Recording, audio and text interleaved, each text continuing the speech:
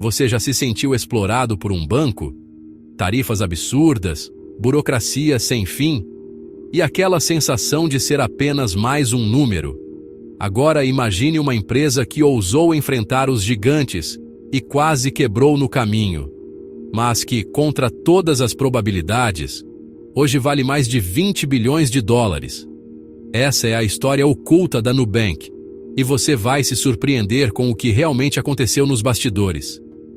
E no meio dessa jornada, um detalhe quase destruiu o sonho antes mesmo de começar. No início da década de 2010, o Brasil era praticamente um monopólio bancário. 5 grandes instituições dominavam o mercado.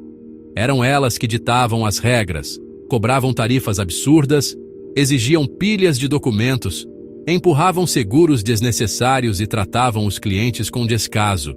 Abrir uma conta era um processo demorado. Resolver uma cobrança indevida podia levar meses. O brasileiro estava acostumado a sofrer em filas intermináveis, carregando papeladas e enfrentando funcionários mal-humorados. Foi nesse cenário sufocante que um colombiano chamado David Vélez tomou uma decisão que mudaria sua vida.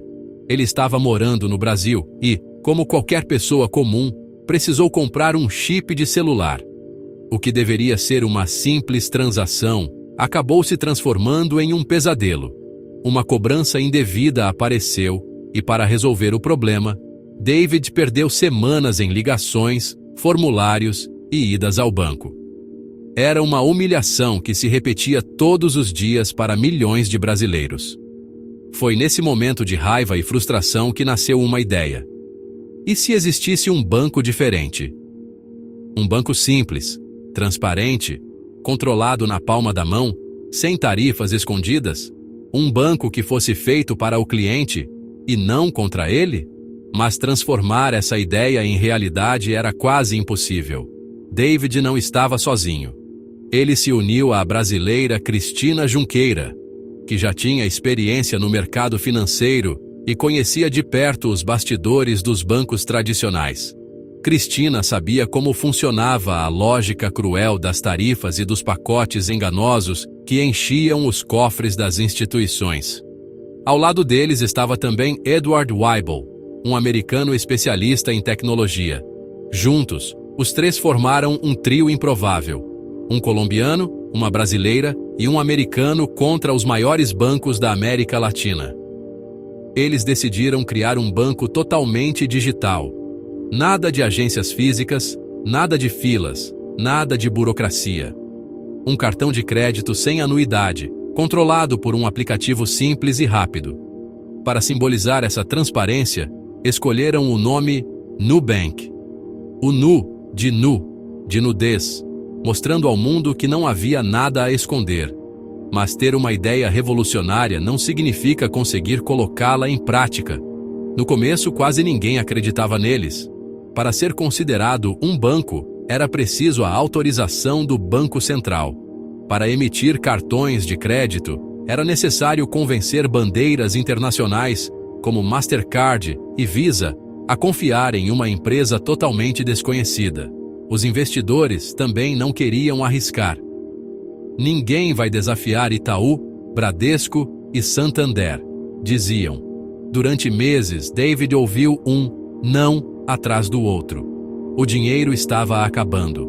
O pequeno escritório improvisado em São Paulo parecia mais um depósito de esperança do que uma empresa real. Os fundadores trabalhavam sem parar, muitas vezes dormindo poucas horas, tentando encontrar alguém que acreditasse no projeto. Mas a cada semana, a falência parecia mais próxima. E foi nesse ponto crítico que um telefonema mudou tudo. Em 2014, o Nubank conseguiu seu primeiro grande aporte: 14 milhões de dólares do fundo de investimento Sequoia Capital. Esse não era um fundo qualquer. A Sequoia já tinha investido em gigantes como Google, Apple e WhatsApp. De repente, aquela startup brasileira que ninguém levava a sério ganhava credibilidade internacional. Com esse dinheiro, o Nubank lançou oficialmente o Roxinho, um cartão de crédito sem anuidade que se tornou um símbolo de status digital. A cor roxa não foi escolhida por acaso. Fugia do padrão azul e vermelho dos bancos tradicionais, e mostrava que aquela era uma empresa diferente. Em menos de 2 anos, a fila de espera para conseguir o cartão ultrapassava 1 milhão de pessoas. Enquanto os bancos tradicionais zombavam, chamando a iniciativa de modinha passageira, a Nubank conquistava os jovens. Para uma nova geração cansada de burocracia, a experiência era libertadora. Abrir uma conta em minutos, resolver tudo pelo celular e nunca mais pagar tarifas escondidas. Mas o caminho estava longe de ser fácil. O Nubank cresceu rápido demais, e com o crescimento vieram os desafios. Hackers tentaram invadir os sistemas. Processos judiciais se multiplicaram. O Banco Central apertou a fiscalização. Havia quem dizia que a empresa nunca daria lucro e que não passava de uma bolha prestes a estourar. Só que os fundadores não recuaram. Pelo contrário, ampliaram os serviços. Além do cartão, criaram a NuConta, ofereceram empréstimos pessoais e começaram a transformar o Nubank em um ecossistema financeiro completo. E então veio o grande momento. Em 2021, em meio a uma pandemia que abalou a economia global, o Nubank abriu capital na Bolsa de Nova York. O valor de mercado ultrapassou 41 bilhões de dólares, superando bancos tradicionais centenários. Em menos de 10 anos, aquela ideia improvável havia se tornado uma das maiores fintechs do planeta. Hoje, o Nubank tem mais de 90 milhões de clientes espalhados pelo Brasil, México e Colômbia. É considerado o maior banco digital do mundo.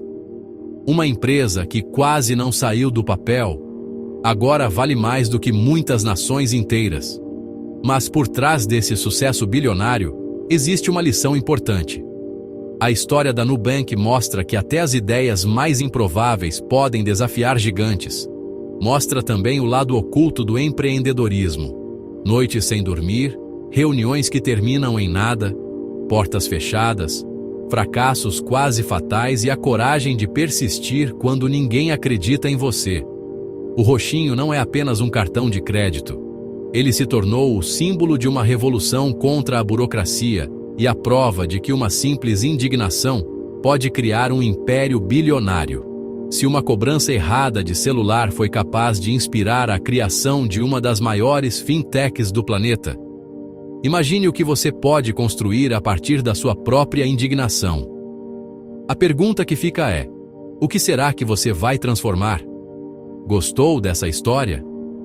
Então se inscreva no canal e acompanhe mais segredos ocultos do mundo dos negócios.